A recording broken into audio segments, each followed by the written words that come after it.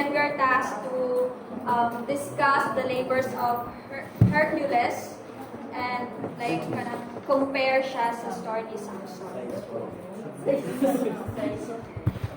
So first, let us know the background of the story. So the labors of Hercules myth was likely inspired by early Mesopotamian and Egyptian myth.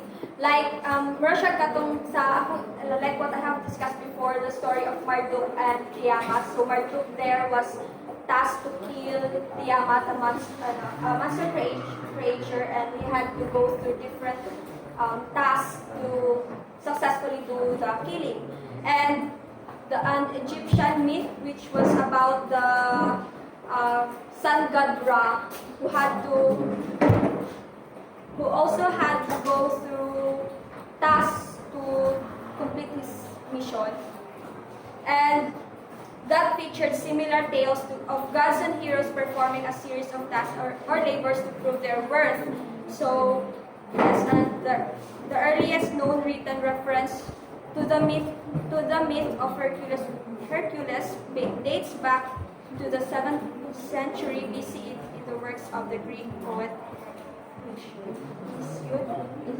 Hesiod. Then, over time, the labors of Hercules myth became a popular subject in Greek and Roman literature, art, and culture, and was often depicted in various forms, including sculptures, painting, arts, or poems. And the myth also had a lasting influence on Western literature and culture, and is still celebrated and referenced in modern times, like now we're studying about this story. So, the summary of the story. The labors of Hercules myth is an ancient Greek tale that tells the story of the Greek hero Hercules, also known as Heracles, and his 12 labors. According to the myth, Hercules was the son of Zeus and a mortal woman named Almene, and Hera, Zeus' legal wife, was furious when he found out about Hercules, so he punished him or made him feel her wrath by making him go mad and killing, which led him to killing his family and his children. So, and in order to atone his sin, he had to prove his worth as a god, he had to go through the task, which are the 12 labors para ma-prove niya nga iyang worth na iyang worth as a god. So here are the summaries. So the first labor, he had to slay the Nemean lion. The second labor, he had So the first labor, he had to slay the Nemean lion. Hercules' first task was to kill the Nemean lion, a fierce creature with impenetrable skin. Hercules used his strength to strangle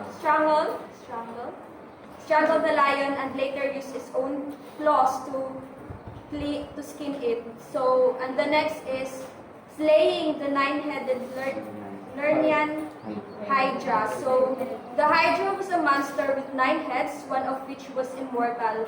Each time Hercules cut off one of its head, 2 more would grow in its place. So, we eventually defeated the Hydra by burning the stumps of the heads with fire. The third labor is the Erymanthean boar, capturing the golden hind of Artemis. So Hercules was tasked with capturing the golden deer that was sacred to the goddess Artemis. The deer was so swift that it took Hercules a year to catch it. Next is capturing the Erymanthean boar.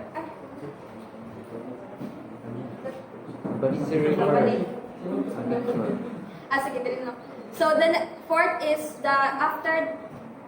capturing the Ceryneian stag after the chase of the 1 year hero captured. Ano to akong giingon? ay hindi katong sa una nga punto siya, this animal which had rattlers and horns. The fifth labor is the Augean stables. Hercules here was to clean the stables of 3,000 oxen. Yes, 3,000 oxen which had not been cleaned for 30 years. He did this in the required one day by causing a river to pass through them.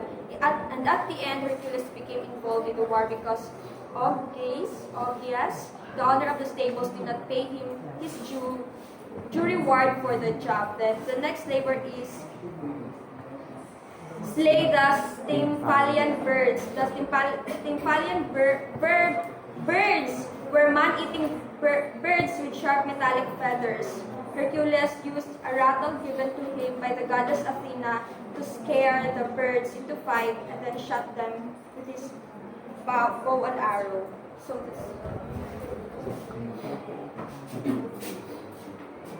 So the seventh labor of Hercules is the crescent bull, which Hercules journeyed to Crete to capture a rampaging bull that had impregnated the wife of the king, which the queen later gave birth to the Minotaur, a creature with a man's body and a bull's head. So Hercules sat on the back of the crescent bull as it swung from Crete to Mycenae. Eighth labor is the horses of Hercules. So the duty here was to capture and bring to Mycenae this herd of flesh-eating horses. So Hercules, to accomplish this, had to vanquish the guards and owners of the steed. The ninth labor is the belt of Hercules. So here, Hercules slew Hippolyte, the queen of Amazon, by mistake, being deceived by Juno after son fertility, at last returned in the covet tribe. And the 10th labor is the battle of Geryon. The mighty man here journeyed to Erythea, an island in the remote west, and slew the two-headed dog of the six-arm-headed Geryon, struck down Geryon with a shaft, and shipped the cattle home. So during this quest, Hercules fought with giants and beat other wanted thieves. And the 11th labor is the apples of the Hesperides. So in a worldwide quest, going from the nymphs to the sea god Nereus to the giant Antaeus, whom he slew, to Egypt, to India, and finally to the three golden apples themselves in the garden of the Hesperides. Hercules killed the dragon that guarded them and took the apples. So, according to another version, Hercules held up the world and Atlas gave the apples for him. And the final labor, which is Cerberus. So, in this task, the energetic Grecian had to bring Cerberus, the three-headed dog that guarded the door to Hades, up to the upper world. So amid this war, he and Latin gave life to a few dead friends by giving them blood from a cow. So, how is the labors of Hercules related to the story of Samson? So, from what the second group discussed, that Samson is from the Hebrew Bible, and he is with biblical figures, and Samson was from he was granted by with great strength and with great power by the God, and but di ba katilang giingon nga in exchange he had a task or a mission to fulfill, and like Hercules with great power, they both have the similarity in with regards to their how they have to prove themselves as a person or as a god. So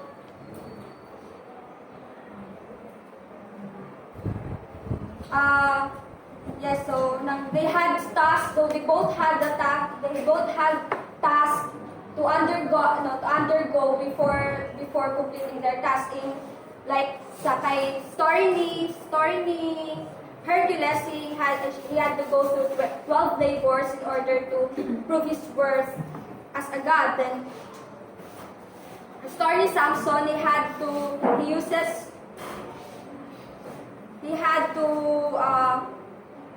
like go through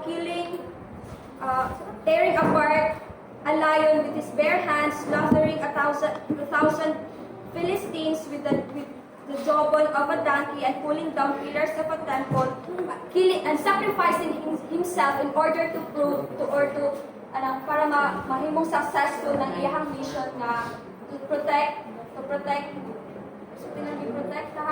the Israel and its people. Now let's go through the applied analysis.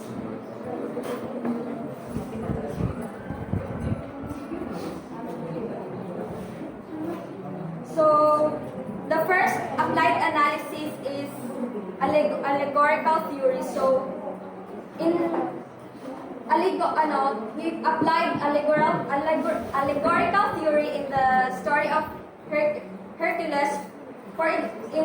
For example, I'll give you examples. So first labor, which involves killing the Numian lion, could be seen as an allegory for the virtue of courage. Hercules must use his strength and bravery to defeat lion, which represents a dangerous obstacle or challenge. The second labor, similarly, the second labor, which involves slaying the Hydra, could be seen as an allegory for the importance of perseverance, as Hercules must continue to fight despite the Hydra's ability to regenerate its head. The allegorical theory can also be applied in the 12 labors with the idea of performing labors or tasks as a means of atonement for past mistakes or sins that can be seen as a redemption. So kanang kita ba nang like when we have sinned or we have sinned, we go through tasks or kanang work i-punish nato atong kaugalingon. We challenge ourselves to do different tasks in order lang na para ma-retrieve nato or as a form of redemption from what we did or from the sins that we committed. And next is the structuralist theory. So example of structuralism in the story is that it is to examine the sequence of 12 labors themselves. The structure of the myth follows a clear pattern of increasing difficulty and danger as Hercules progresses through each labor, culminating in the ultimate challenge of capturing the Cerberus, the three-headed dog that guards the entrance of the underworld to the underworld. This pattern of increasing difficulty and danger can be seen as a structural pattern that creates a sense of tension and anticipation for the reader or listener. So another example of a structuralist analysis in the myth is the symbolism and the motives that are repeated throughout the story. For instance, the motif of the beast or monster appears in almost every labor, representing the challenge or obstacle that Hercules must overcome. And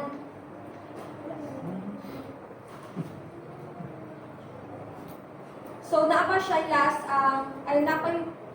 two other theories which are third one is the Jungian archetype. So an example of Jungian archetype presented in the story is the hero archetype, which is embodied by Hercules. Hercules represents the ideal hero possessing strength, courage, perseverance, which are qualities that are admired and valued in many cultures. His journey to complete the 12 labors can be seen as a metaphor for the hero's journey, a common Jungian archetype that represents the process of self-discovery and personal growth. Another Jungian archetype presented in the myth is the shadow archetype, which is represented by the various monsters and beasts that Hercules was faced in his labors. So the shadow archetype is the darker side of human psyche, representing the repressed and conscious aspects of ourselves. So the monsters and beasts in the midst can be seen as a symbol of the shadow, and Hercules' conquest over them can be interpreted as a metaphor for the process of integrating or transcending the shadow. So the last analysis. So, this is an overall analysis of the story. So, though Hercules is one of the most famous mythical characters, largely due to his colorful and spectacular exploits, he is far from the ideal Greek hero because he causes much misery and must endure much suffering as a result.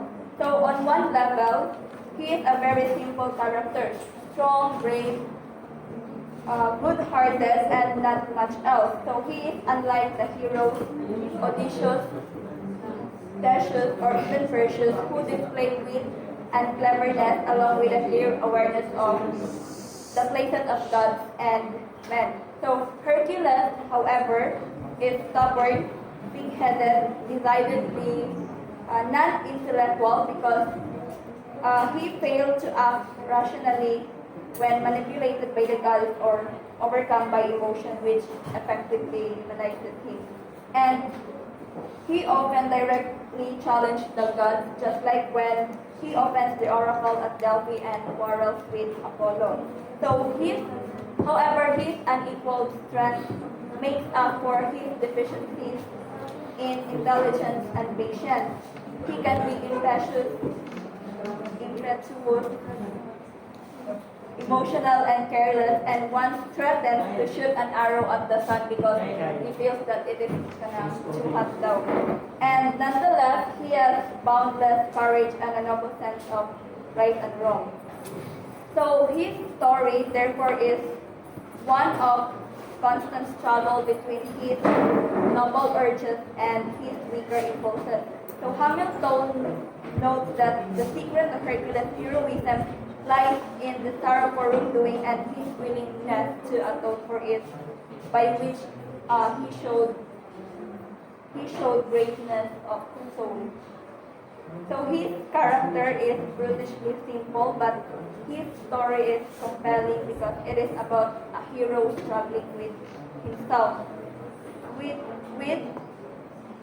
which at every turn in his life Hercules is his own worst enemy and must suffer to correct his errors. So after he murders his family, which Hera induces, and which is not necessarily his fault. He essentially imposes the 12 labors upon himself. And he chose to suffer and go through indignities such as the 12 labors, and he led the life of a hero and had to deal with so much hardships and struggles. And then it might seem odd that the intellectual culture of Athens would revere such a simple-minded group, yet Hercules' emotional struggle is complex and tragic.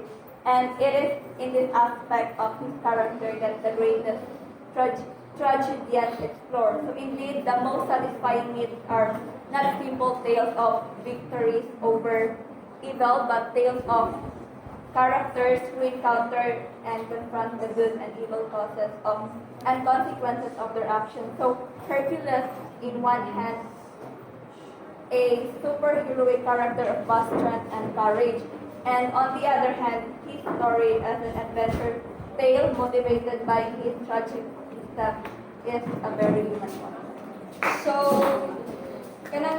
there are also, before we wrap up our discussion, there are similarities and differences between the two characters, Hercules and Samson.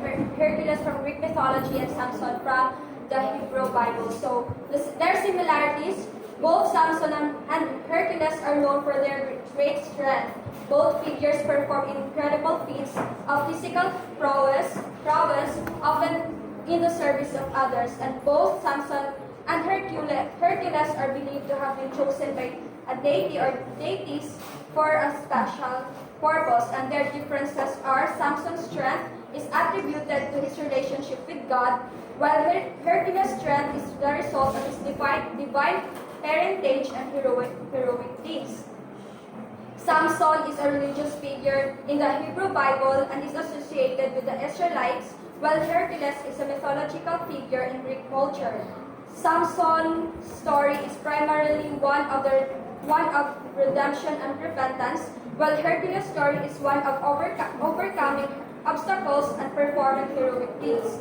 And Samson's feats are often performed alone with the help of the god, while Hercules frequently collaborates with other heroes and receives assistance from the gods. So, overall, both stories highlight the hero's strength and bravery, as well as their willingness to undertake seemingly impossible tasks. Both stories involve a series of challenges that the hero must overcome, with each task overcoming increasingly difficult as the story progresses. Finally, both tales serve as moral lessons, with Samson's story emphasizing the importance of faith and loyalty to God, and the labors of Hercules highlighting the virtues of perseverance, courage, and self-sacrifice. That's all.